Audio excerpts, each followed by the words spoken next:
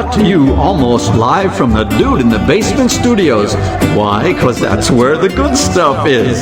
It's Sips, Suds, and Smokes with your smoking hosts, the good old boys.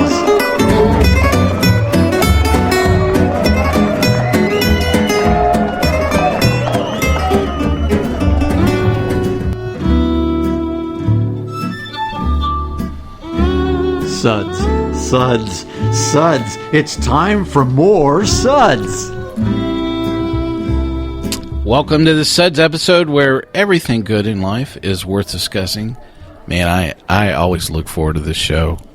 Dave, are you excited? Hold my hand. This is my excited sound. That's your excited sound? I don't think so. We barely got going. Wow. Well, yeah, I know. It's Already hard off to believe. the rails, folks. So much for the script. Yeah. I'm good old boy Mike here at the table, and joining me is good old boy Dave. Oh, hey. Yeah. Please stop holding my hand. Reverend Mark is here at the table. Merry Christmas, friend. Merry Christmas. Merry Beermas. Reverend Mark's had a couple, folks. Good old boy Kendall's at the table. Happy Festivus, everyone.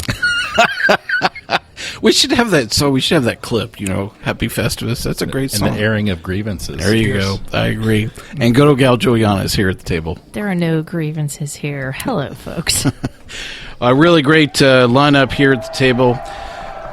We are the best thing on at 2 a.m., and we thank you for joining us today instead of, get this, Dave, there's a show actually called To the Best of My Knowledge. And they were discussing knitting and how it would improve your health. Well, I never told you guys, but I'm a closet knitter. So well, I'm proud of you, Dave. I think it's admirable. You know, I just thought it was funny that somebody already actually took that phrase as a radio show, as much as I know that you wanted to think about actually taking it. They heard us, and then they were like, holy crap, that sounds like a great title for a show. Yeah, well, our Suds segments are all about beer, and definitely more beer. This is our Suds Best of 2015 show. It's a 1-hour episode that is actually mildly entertaining for about 22 minutes. Today we'll be talking about some of the best beers we've had in 2015. We'll also announce our nominees for the 2015 Good Belching Award, which you could vote on, and actually the next few weeks via our Facebook page. We're going to be talking about a lot of beer today. Here's a quick short list of some of our top 2015 beers, but I am definitely know that this conversation will drift off this list really quick, but these were a couple of highlights of some things from our episodes. Cascades Foudre, number 1. Funkworks Raspberry Provincial. The Statement Schramm's. All Things Wicked Weed. Mostly Bredesen and Labonte Pear. And I know Kendall's going to talk about one from them. Omnipolo, Fata Morgana. See, I said it right this time, first time. About that. Thank you, boys and girls. Very impressive. I learned after repeatedly listening to me screw that up and saying it wrong. Is that Omnipolo? Is that like a chicken being everywhere?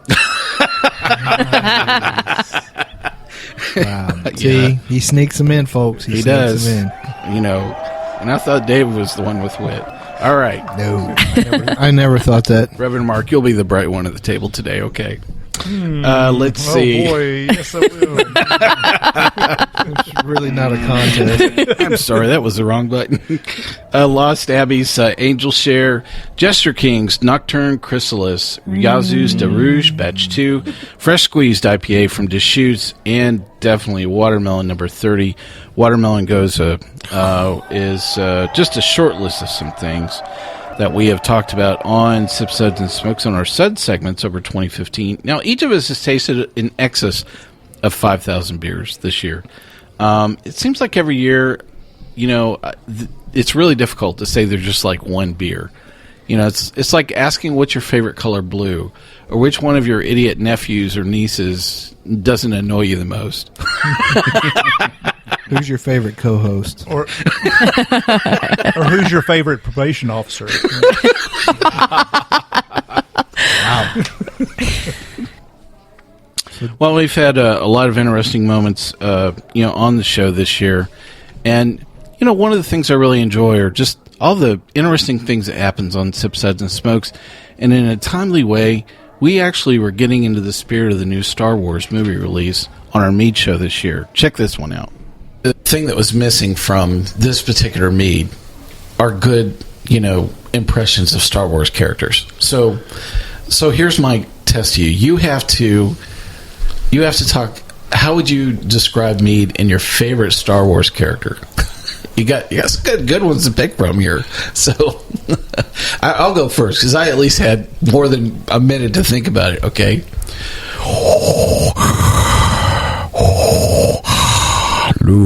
Luke, this is your mead calling you. The honey is so sweet for you. You enjoy the mead, Luke. Yep, what's your rating on that? 2. Yeah, I didn't. That was pretty bad. Pick the only character in the movie that had a memorable name. We could go with Chewbacca, but nobody would understand. Well, what you we were got talking Chewbacca, about. you got Yoda. We could do RTD too, but I don't make those kind of noises. All right, who's next? Look at you. You guys are looking at each other like, this is not happening, Mike. I have not had enough mead to be able to have my favorite Star Wars character. I'm not drinking this stuff out of a sheep's horn yet. So. and Jason's pants are still on from the moonshine episode. Yes, I've not removed my pants yet. So. Oh well, but there is hope. Pour some sugar. Yeah, I agree. That's what we need.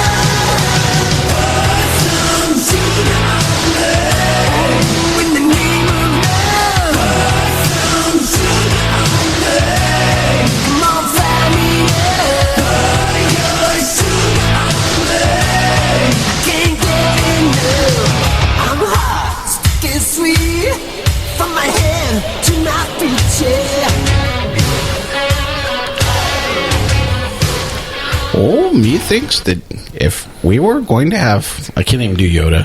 It's just so bad. I started down that path. It was an epic fail anyway. All right. Not enough side taste. Sweetness there is. There you go. I knew he would channel it eventually. It just took another swig of Schramm's to get you there, right, Jason? Yep, that's it. That's That was it. It's like being stuck in a mini mart with Yoda. Well, you could... we're gonna have an episode pretty soon where we're gonna be sucking down helium. Being stuck in a mini mart with Yoda. Sounds fun. So, first off... Dave, do you want to do your favorite Star Wars character? No, I'd rather just rip on yours. Your Darth Vader sounded like a pervert making a phone call. And then I think you were trying to be a hobbit as Yoda or something. Something like that, probably. Yeah. I am an untrained professional. Yes. Good tries, though. Good tries. Yeah, I appreciate that. Well, feel free to channel any Star Wars characters as you're, going through your beers today. So, do it, Kendall. Yes. Here we go. I need a CPAP. Yeah, I was going to say, I just did a sleep study last night. I said, I do not want to sound like Darth Vader in my sleep. Well, CPAPs just make a sound. Yeah, they don't make the aqua lung, sound. Well, this is a beer show, so let's definitely get to some beer. But first, Kendall gets the honors of going over our Suds ratings for today. Yeah, Kendall. Can we have that with that year-end flair, like, you're at the company holiday party, about to hit on the gay guy that's not really gay while you're reading these, okay? I'm not sure I can do that. How about Yoda? Okay, I'll take that. That's a good alternative. You don't know that Yoda wasn't gay. If you're hitting on the gay guy who's not gay, doesn't that make you the gay guy? So, we'll be tasting and discussing these beers and rating them with these Suds ratings plus our signature belching sounds. Here are those ratings now. Sucks it does. Anything but Bud, give to me. Oh, that's pretty good, man. 2. A belch? It is not. Number 3. A relief? It is. No, wait a second. That's what Julieanna says to Dave all the time. Wow. A relief. It is. Dave, you are leaving the room. Do the next one as R2-D2. That would be good. I can't beep like that. But Number 4. Make that sound. A body should not.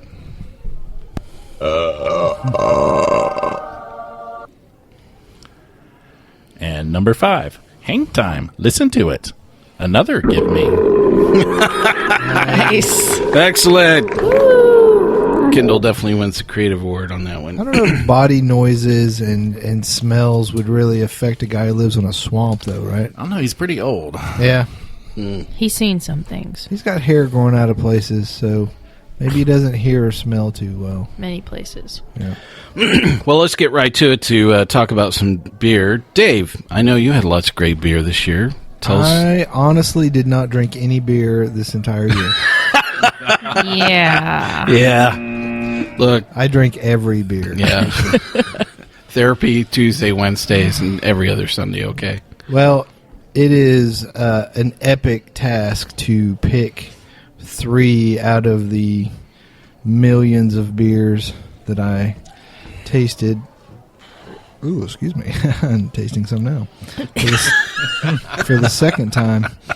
But I'm persevering and pushing through. So the first beer I'd like to talk about, I tried at GABF, and I've talked about it before, and I'll talk about it again many, many times, I'm sure. It was a beer I was excited to try, and it was the first beer I tried at GABF, and I'm glad to say that it was. It is Blueberry Dreamland from Black Project. It's an American wild ale, spontaneously fermented, and then aged in barrel. I believe Merlot barrels or some sort of wine barrels, I think, with a bunch of blueberries in it. It's fantastic beer, extremely well balanced. The way they manipulated their wild yeast is fantastic, and they just did a great job. It's fantastic. So, and I gave it a 5. You know, if we were talking about ratings, it definitely had some hang time there. The second beer I would talk about, if I were going to talk about beers, would be Fresh Squeezed IPA from Deschutes in Bend, Oregon. So this was a beer that we actually had on the Oregon show. The beer destination show. Fantastic show. A lot of fun Oregon beers, and talking about the Oregon trip Gene and I took. I just saw on Facebook that some local experts were trying to prove that Bend, Oregon really does not exist. Kendall, can you confirm or deny? It was not supposed to be named Bend, I can tell you that. It was a screw-up by a postmaster somewhere, and it got shortened just to Bend. Was it originally Bend over?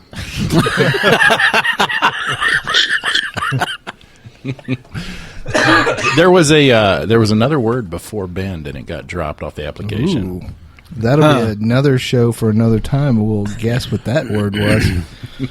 But no, the mix of Citra and Mosaic hops in the Fresh Squeezed, it's just a really refreshing beer, and I not overly complex flavors, but just really refreshing, and I really enjoyed that. It might be my favorite IPA.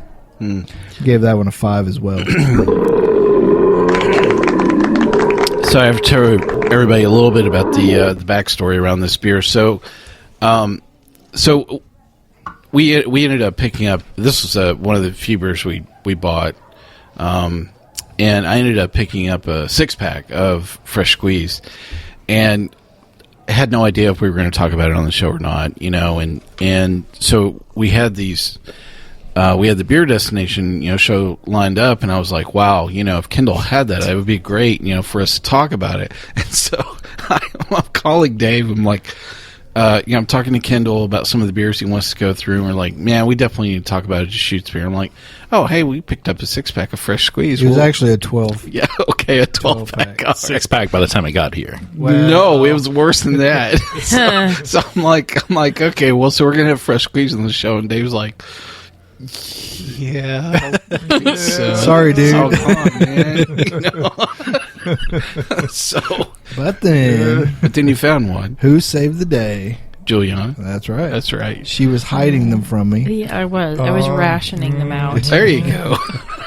Well, wait. Isn't the Fresh Squeeze the 6-pack that you guys were drinking on the way to the airport? No. Yes. What was that? Well, while I was driving. we didn't have room for the All last. right, so that one. was my fault. Yes, I was the one handing out the beer in the car that day. We had a finite amount of room for transportation. Yeah, it was. We were pre-gaming the flight. Yeah. We don't want to weigh the plane down. What else is on your list there, Dave? So the last one I'm going to talk about was another one from GABF.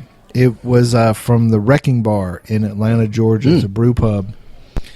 And it's a Tennessee whiskey barrel-aged barley wine.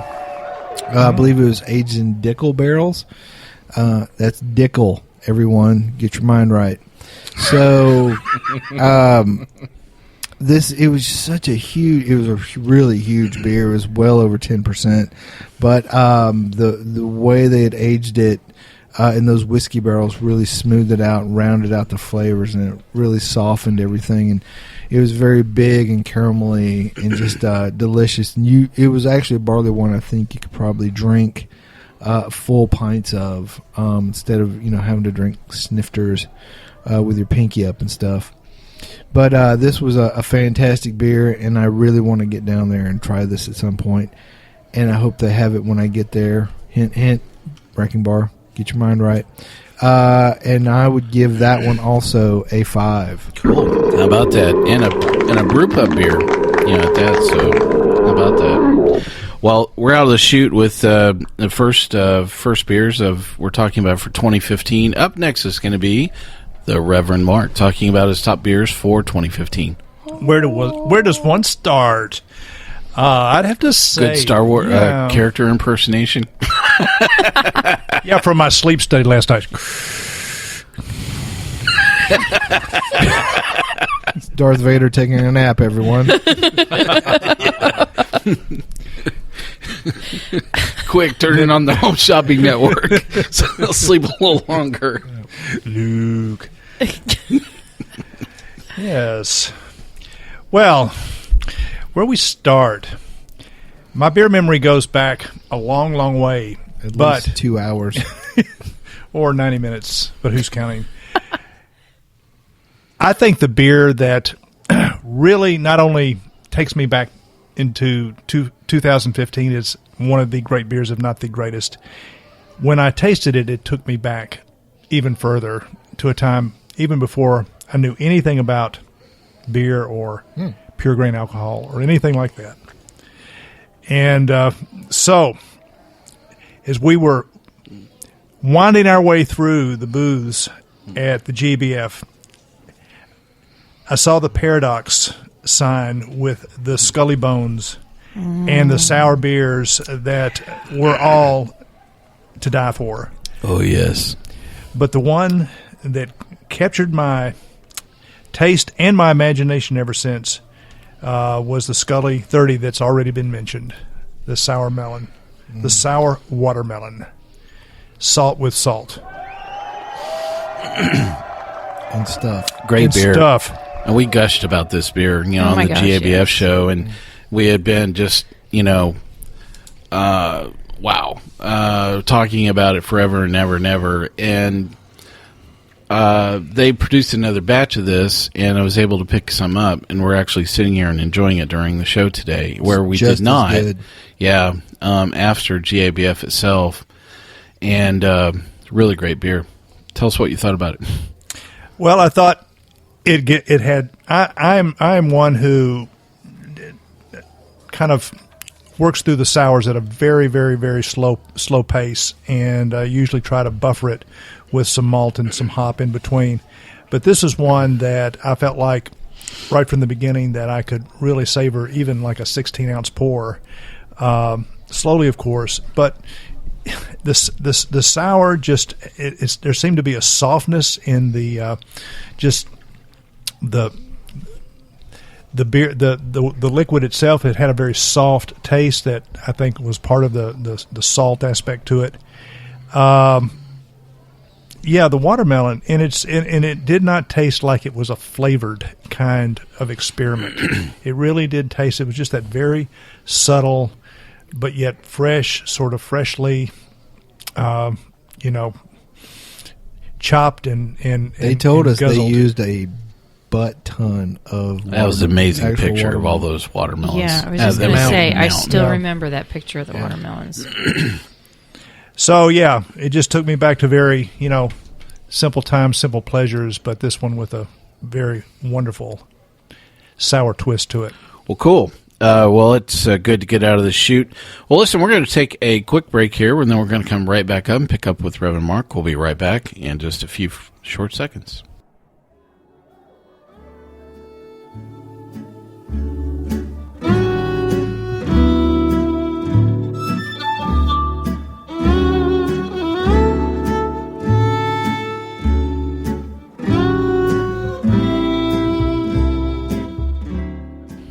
Hey, welcome back to Sips, Suds, and Smokes.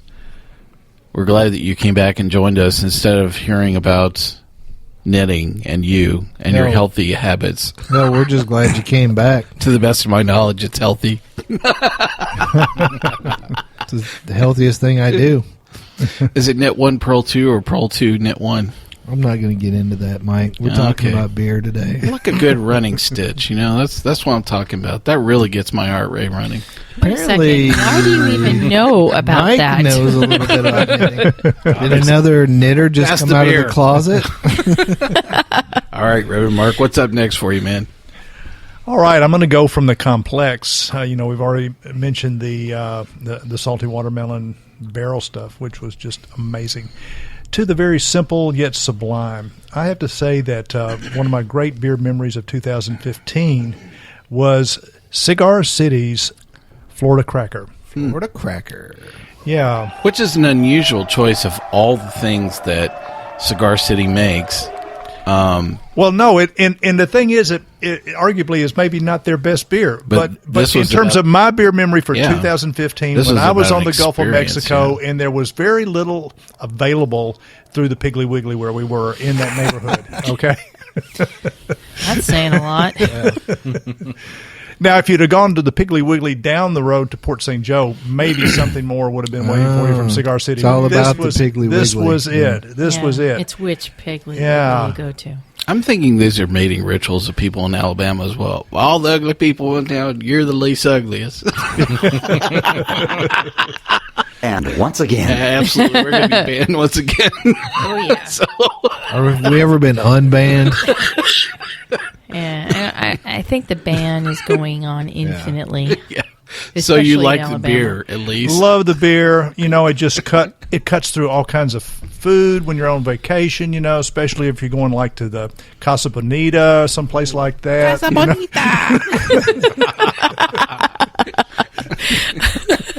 That would be funny. Have a Cigar City beer in Casa Bonita. Oh, memories. So that's a great, great beer memory, and I will list it as one of my favorites for my own very, weird and subjective reasons.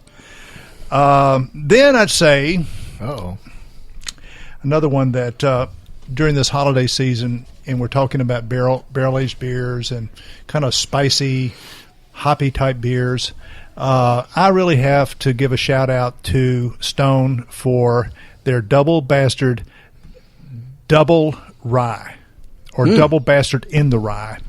And that's a whole lot of bastard. yeah, That's a whole lot of verbiage. it's their Double Bastard, but it is aged in Templeton rye whiskey barrels. Nice. Yeah.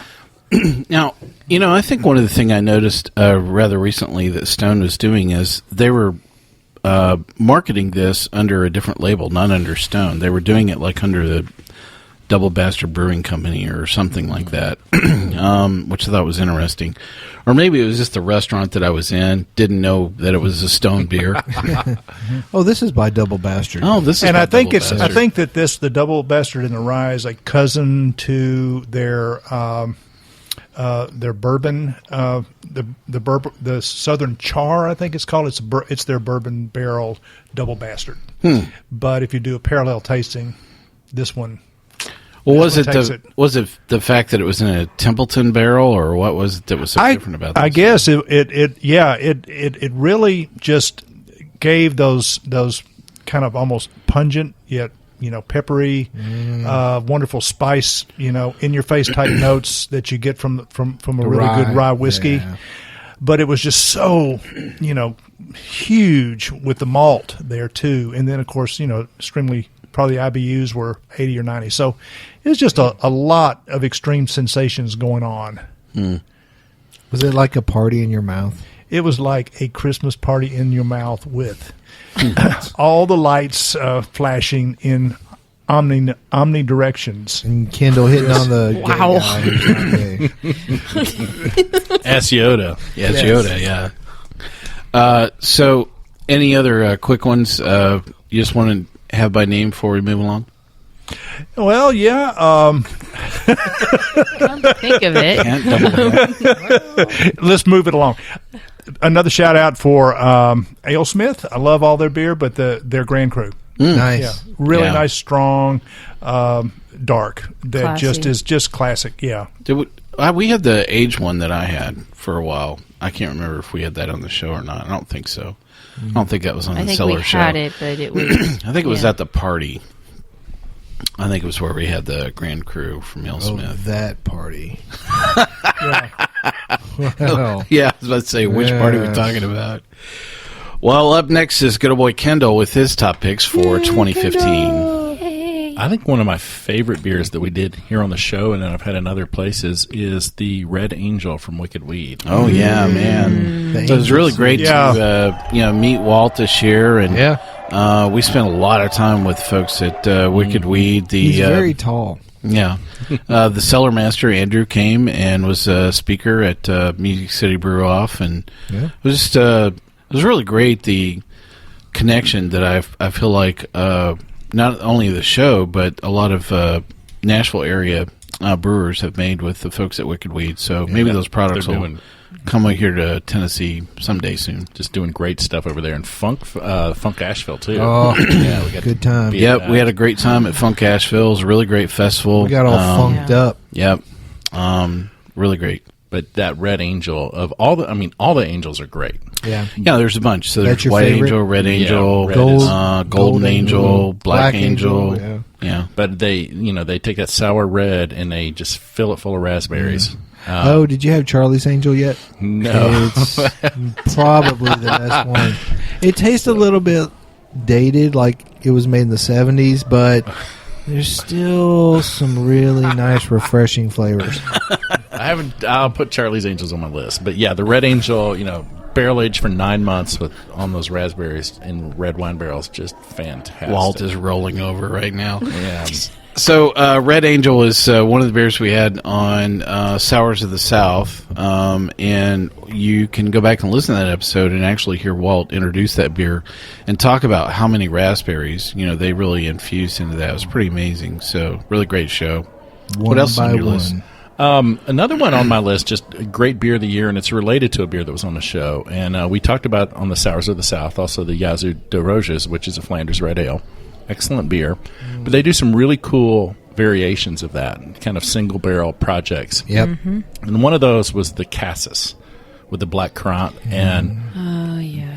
I don't know if you guys got to try that. Black but- currants, anyways, are it's a great flavor, but the way they handle that, yeah.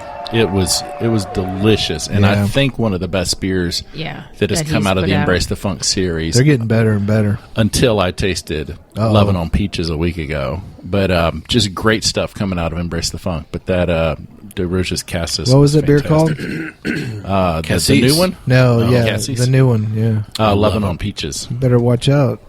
Peach's husbands find out. You know. And once again, Yep, definitely. So, what else is on your short list, Gosh. Kendall? So I kind of went in a similar direction as Reverend Mark. Sometimes, I love barrel-aged stuff. I love sours. I love very complex beers. But sometimes I just want an easy drinking beer. Right? And I'm going back to Cigar City, and I like the Invasion Pale Ale. Oh, wow. Interesting All right. choice. It was, when I think of a summer lawnmower beer, this was a beer. It had kind of a light body, not those heavy caramelly flavors that some pale ales have. A very Right. light body, very crisp, citrusy, a lot of orange in there. And it was just, I thought, a great beer for a hot summer day, and I could do several of those after mowing the lawn. It's not over the top, so it lends itself to being very refreshing. Yeah, I agree with that. Interesting choice of session beer in your lineup there. Yeah. All right. So Julieanna's up next with your short list of some 2015. Okay, no, it was really hard to come down to 3. And another shout out to Paradox. God bless. I mean, it takes me back to GABF and it was a good day. It was a really good weekend, and having that every day was one of the highlights. I don't think I ever asked, how many times did you guys go back to the booth? I went back didn't leave 4 times. Once we got there, I don't think we left. How many times do you remember going back for that beer? At least 7. 7? Yeah. At least 7. We recycled through the and line. sometimes they didn't have it on either, too. Right. Yeah, that was the other thing. We were like, oh, man, they're done with it But for the other day. ones were so good, too. True. It's not like it was a wasted trip. Yeah. Yeah. Reverend Mark, you remember how many times you went back for that one? I lost. You lost count. I lost my memory.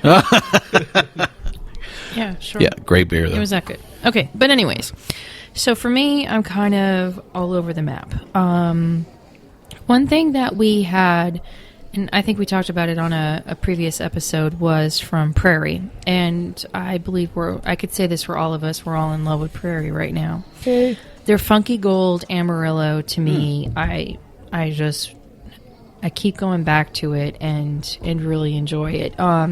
It's the second beer that was in their dry hop series, and just the fact that it was like a good sour base, and I love Amarillo hops, and it was the perfect balance of hops and sourness. I really enjoy that beer, and have had that many times since that first time. So, yep, that is definitely in my top 10, and of course I gave that a 5. How about that?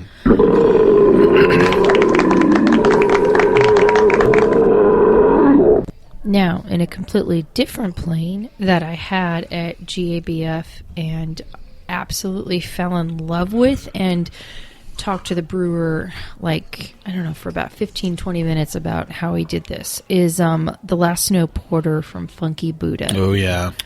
God bless. Okay. Good guy, too. Really good guy. He really is. So it's a coconut and coffee porter. Now, wrap that around your head.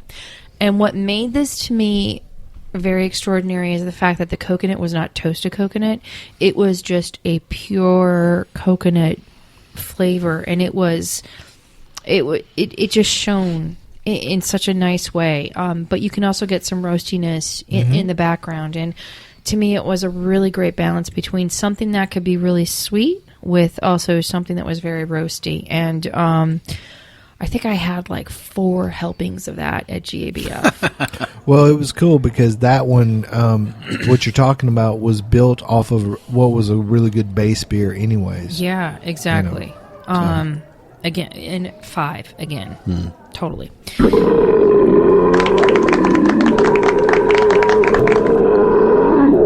And then the last one that I want to talk about is something that just reminds me of summer, and the fact that it's in a can too makes it really, really easy to enjoy. It's the Blood Orange Gose from Anderson Valley. Goses have become such a big beer. It beer. Yeah, it is. Definitely. I think it's taking the place of all those West Coast hoppy beers as the new it thing. And this just was a really beautiful twist because, yes, it was salty, but the Blood Orange, I think, is one of those unsung heroes of fruits that you kind of forget about. It's not as acidic as a regular orange. It's Right. a lot sweeter. It is. Yeah. It is. More like a Tangelo. Yeah, so that, but a lot of people forget about it. Maybe it's because it's not readily available in most grocery stores, but it just had this really nice blend of something that was just sweet enough, and then the saltiness of the Gose base. It was a beautiful beer, and everywhere, every time I was able to see it in my travels this year, I made sure that I picked up at least a 6-pack or 2. And I think it's a perennial that we have at the house all the time. Love it. Well, definitely. And a 5. And a 5 as well. But it's definitely, I would say, an American Gose. I mean, I think you have to start making that distinction now, don't you? True. Well, so I think it's very interesting that, we have, 2 Goses that we've talked about today because, and it just kind of goes back to a bedrock principle that, I think about, in cooking is that when you're really trying to come up with something that's a great dish, you want to ring all of the senses. You want something that's sweet, something that's salty, something that's tart, and you're really kind of looking for, some balance around, each of those basic, flavor profiles. And so this is a good example where, you've chosen a underlying sweet fruit to combine with the tart, salty components of the Gose beer. And you've just brought something back around that adds something that's just a hint of sweetness. Yeah. It's a good, we'll call it the good flavor triangle, that you're really just trying to hit. So the watermelon surprises me less about the Gose, just because, and I don't know if this is a Southern thing or if you guys, your family did this, in the summer when we would eat watermelon when I was a kid, everybody would put salt on it. Oh, yeah. Hell, my family put salt on everything when they eat it. But I guess because salt's a flavor amplifier or whatever, or flavor enhancer, so that's what would draw out more of the flavor of the watermelon, so that kind of makes sense. But I think it works with the blood orange too. Well, we'll swing around to mine. I'll do one real quick, and then we'll take a quick break. So I do have 3 to talk about, and this one I could just gush on for about 10 minutes. So also off of the Sours of the South show was one of my top picks, which is from Jester King, which was the Nocturn Chrysalis. Oh, yeah. Yeah. So the one thing that I noticed about that show is that bottle was consumed so fast that day. It's like, sometimes when we're drinking beer, either before or during the show, we have a lot left over usually because we have small samples. But yeah, that bottle was smoke. It was dust. And I think I'm guilty of actually grabbing what was left after the show and sitting down and consuming I think the rest. that's the one I got my tongue stuck in because I was trying to get the last drops. I'm telling you, was delicious. It's just this rich blackberry flavor, just jammy sweetness. The only thing that I really hate about that beer is I have yet to find another bottle. It's about the only thing that's wrong, with that beer. They better make it again. Yeah. And they will. I remember talking to them at Funk Asheville, and the moment that I mentioned that name, all of them just they lit up. They kinda. swam. Yeah, they did. Yeah. I mean, they were like proud parents, and that was just such a cool feeling. Just explaining how great it was, and they were in total agreement. I know, and they liked how much we gushed about it on the radio, but they even liked how much we still kept on talking about it, time and time again. So maybe they'll like it enough to send us some. I hope so. That would be awesome. I think they got a lot of great beer in the works, for sure, and they're scheduled for next year. Well, let's take another quick break. We'll come back and we'll pick up with a very interesting moment from 2015 right after our break.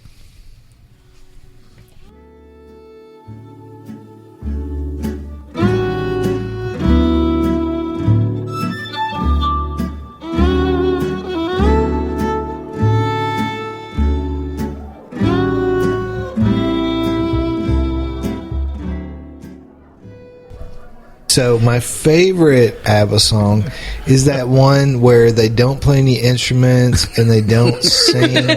It's kind of like 5 minutes of silence. I think it's called. Yeah. No. Well, sorry, that is not the name of that song. All right, I hate to admit it, but my favorite ABBA song is probably "Dancing Queen." Ooh, Dancing Queen. Go ahead, sing along, Dave. You are the dancing queen. Radio first here, folks.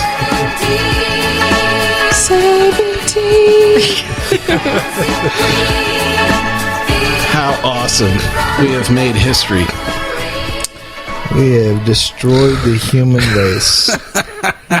We've made the universe a little dumber. Just now. All right, Dave. Just another great moment in radio history, Dave. Now we've made the universe dumber twice in 1 year.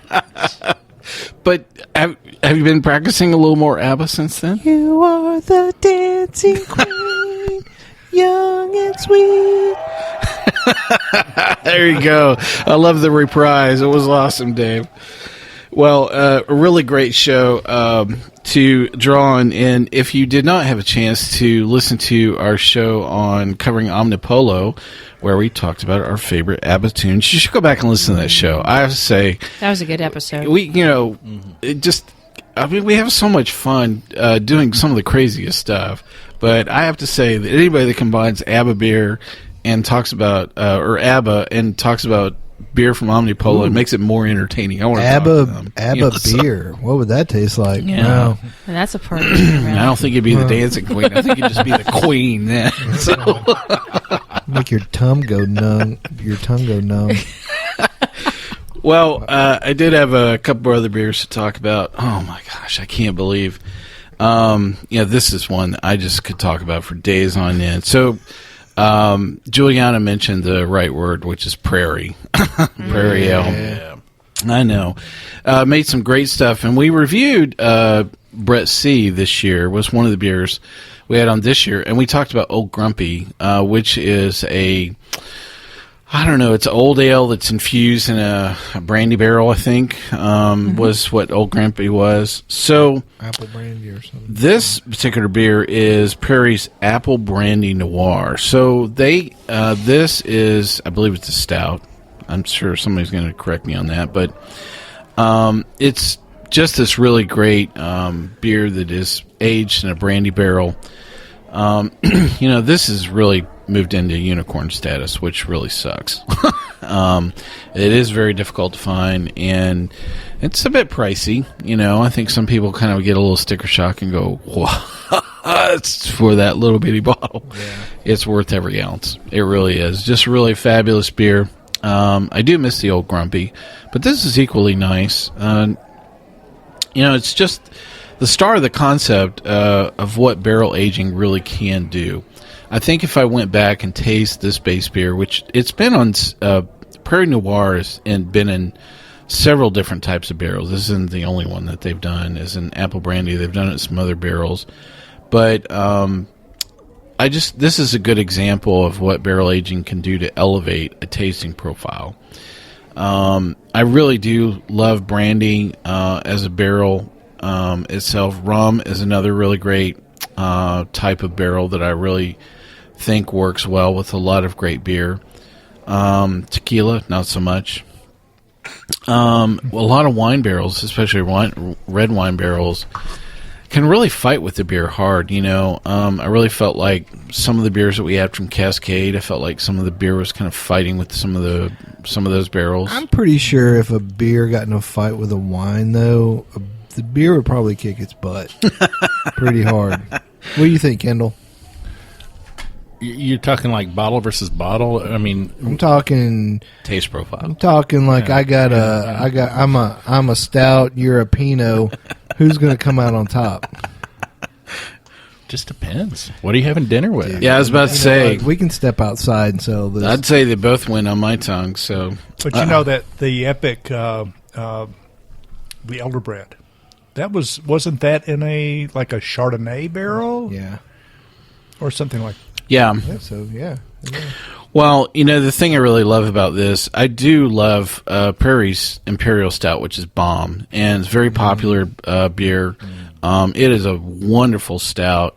This is it's tough to say that you have like that many home runs, in one brewery, but this is definitely one that I really love to come back to always. It's like 40 layers of awesome. It's just... Every time you think you got this beer figured out, it warms up just a little bit, and it takes on a little bit more complexity, and it just keeps on working, all the way through it. Every time I run into a bottle of this, the chocolate, the fruit, the wood that's working all over this. I mean, it's just amazing beer. I really love this. All these beers I'm talking about are 5s, by the way.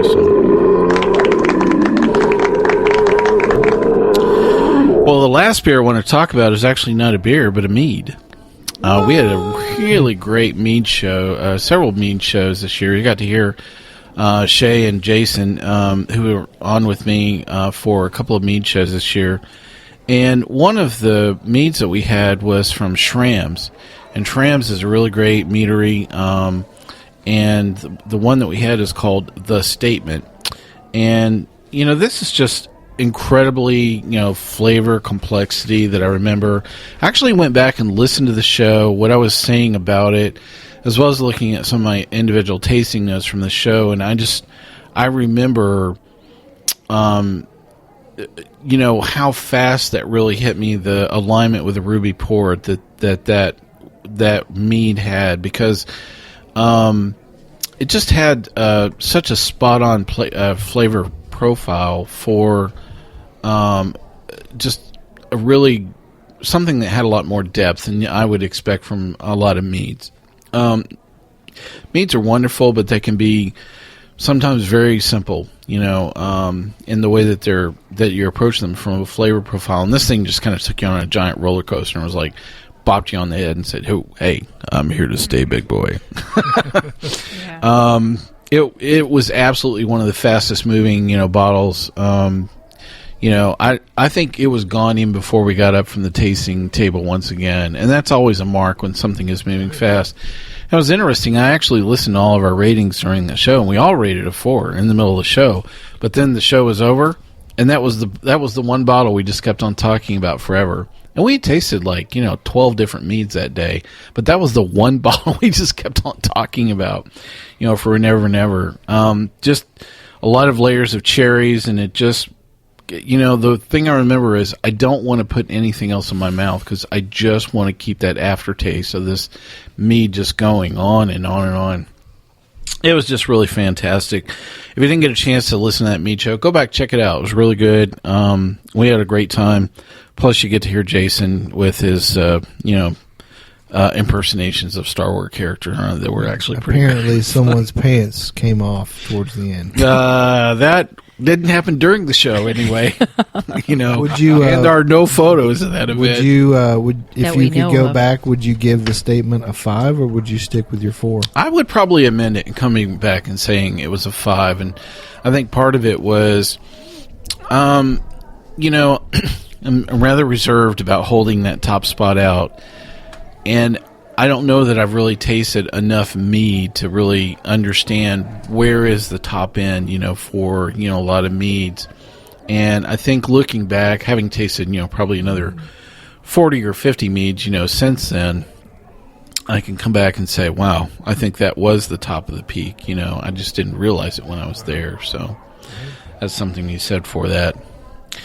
Well, that's kind of a quick roundup of some of the beers that each of us thought about. We had a lot of great time tasting a lot of great beers. Said that we taste up to 5,000 beers each, every year, festivals and bars and, the samples, that we get. I mean, it's just a broad range of stuff.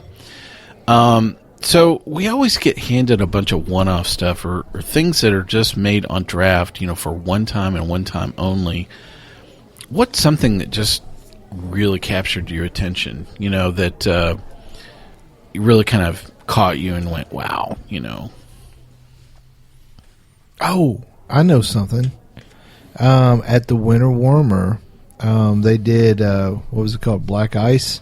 It was an ice brewed stout from Corsair, where they brewed an imperial stout and then froze it and wow, and turned it from probably an 8 or 9% beer into a 10 or 11% beer. But it drank like a 6% beer. It was very smooth and complex. I remember that. Yeah.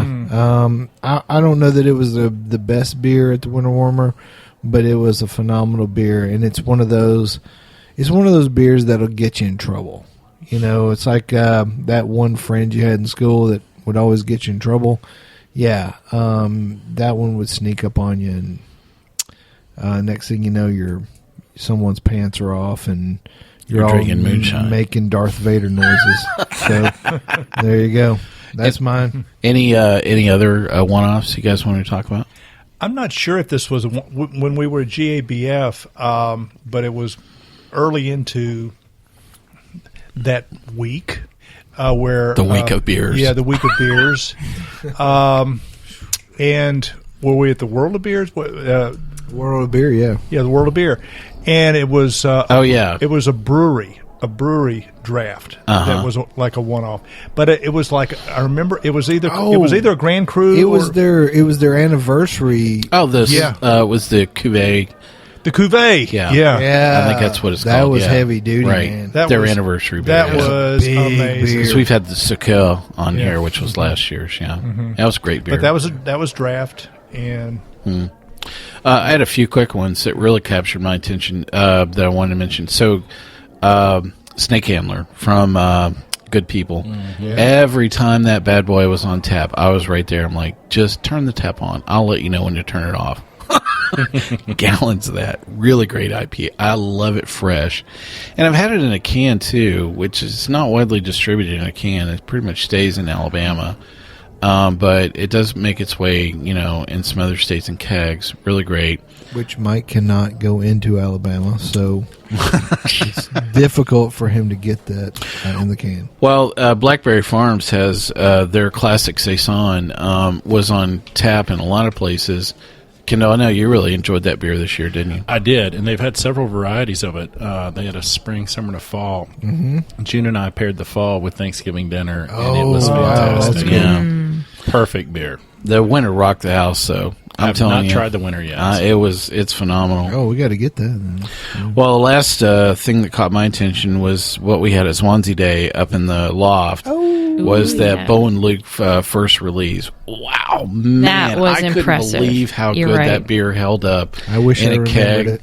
And it was towards the end. what did we have, like 80 beers that day? And for me to say that anything, that there was just like, but even I had a short list of some other things, and there were a whole bunch of beers that day at Holy Grail were just amazing. And that, man, I'm telling you, that Bo and Luke, I remember it was towards the end of the day when we had it.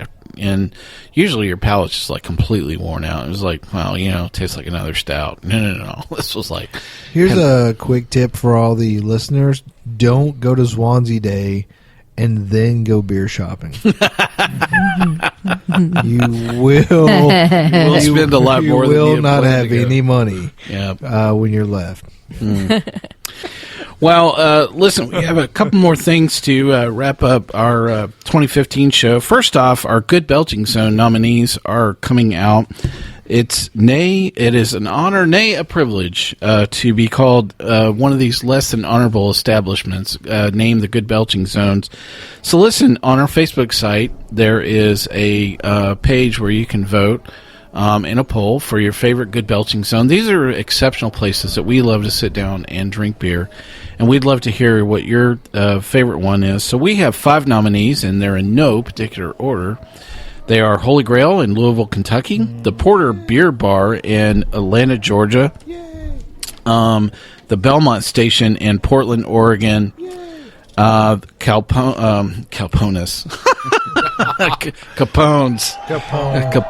in Norristown, PA. All right. He's a Texas guy.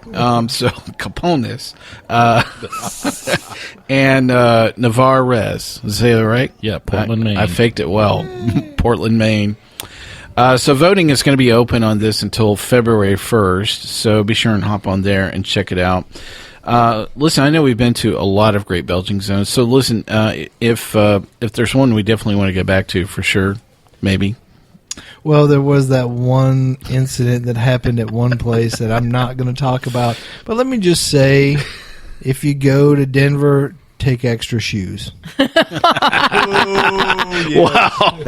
Once again, Absolutely, we're banned. Was that once the place again with another place. the duty free shop? It wasn't duty free. That's the problem. Oh gosh, we have got to get through this. Listen, you definitely need to go back and visit some of our prior good belching zones if you've not been able to catch any of them. I'll read them rather quickly, and they are 2012 Craft Brewed in Nashville, Tennessee. Woo! Fantastic place. It still is. Kendall teaches about beer down there. Yeah, do a homebrew class there about every other month. How about that? I You need can to catch learn. Kendall in person down there still. 2013 Blue Monk in Buffalo, New York. Really fabulous place. I will definitely have the mussels. Thank you very much. And last year's winner for 2014 was the McKellar Bar in San Francisco. Yeah. What about the Big Bunny Motel? What year did that? Yeah, down the street from the Casa Bonita. You know, you just can't run away from some things. Well, listen, this is one of the few episodes we get to talk about some of the things that are coming up on Season 4. I'll rip through these rather quickly. Some cool stuff. We have another beer destination show to talk about of Michigan, and there'll be a couple more. And I know Kendall's looking forward to that.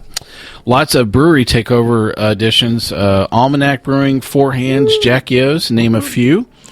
So a lot of great things. We have another installment of our sour beer shows. Sours of the Midwest featuring Upland Brewing, New Glarus, and Jolly Pumpkin. We're going to have a new show that's going to actually feature some breweries that are actually in very small distribution. These guys need just a little bit of limelight to maybe expand some of their universe. I love that we found a good excuse to talk about these folks. So really a great show lined up for that. Dave will actually be attempting a measure of humor for Season 4. No, I'm not going to do that anymore. I'm voting for you, man. That didn't work out this past season. So, Well, we're going to have a shift in a little bit of some recurring personnel here for our Suds episodes. I'll be sliding off the microphone, and you'll get to hear a lot more of Kendall. In June, we'll be on a lot more Suds episodes coming up in 2015, so I look forward to that as well. We'll actually be going to some great events this year. You can definitely catch up with us at several things. Extreme Beer Fest up in Boston. The Hanapu Day in Tampa. I love it down there. Really great. taste the poo. And they've moved that out into like a park this year, Hanapu. Yeah, so it's not where it normally is. Yeah. So you get to drink in a state park or something like that. Some like private... that's new. Yeah. Some private tasting events like Chimney Fest and absolutely the great American Beer Festival will be returning once again. We'll also be at some really great media events. We had a great time with Beer Bloggers in Asheville this year. We're going to be heading back and joining them once again. And Tampa for sure is where we'll be back. We're going to wreck Tampa. Listen, if you got a topic of interest, this is a great time to drop us a line. Let us know some things you'd love for us to talk about. We have some great things planned. We always love some feedback from our listeners to hear what we're going to talk about during our Season 4. So really lots of great stuff to talk about. Well, that's it for our 2015 show and our best of. Hopefully you hung on through the frenetic pace. We walked through a bunch of that. Really enjoyed the show. Dave, thanks for being here. Hey, thanks for, letting me be here for the whole year. Reverend Mark, thanks for joining us on this show. It's always good. It's always good. And good old boy Kendall. Glad to be here. It's a privilege. And good old gal Julieanna. Why, thank you. Well, we hope you've enjoyed this episode. You can catch us anywhere online on SoundCloud, TuneIn, Stitcher, YouTube, PRX, and Spreaker, our native media host. iTunes and our own Android app are the easiest ways to enjoy this show on your phone. Just search for Sips, Suds, and Smokes on iTunes or in the Google Play Store. Well, we always love to hear from you. Definitely drop us a line at info@Sips, Suds, and Smokes or on our Facebook page are great places to catch up with us. This is good old boy Mike thanking you for joining us this time, and come back, join us once again, and keep on sipping.